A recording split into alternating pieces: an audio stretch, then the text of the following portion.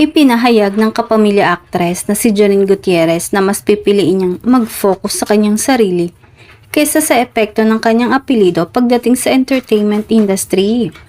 Si Janine ay pinili ng Cosmopolitan Philippines para mag-headline sa kanilang Women of Influence 2025. Para sa kapamilya actress, ayaw niyang i-pressure ang sarili nang pumasok siya sa industriya ng showbiz. Pahayag ng aktres, kailangan niyang kalimutan ang lahat ng legacy na yon para makapag-function siya dahil kung iisipin niya daw yon ay hindi na siya papasok sa showbiz.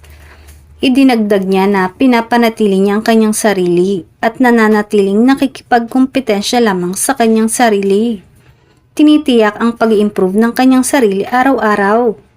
Sabi ng aktres, hindi mo dapat ikumpara ang sarili mo sa kahit na sino. Ang kalaban mo lang ay ang sarili mo.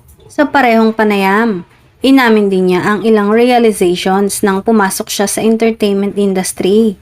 Isa na rito ay ang pag-alis ng pressure off upang sumulong. Ang karera ay isang marathon, hindi isang sprint. Kinailangan niya talagang alisin ang pressure para maging komportable bilang isang baguhan.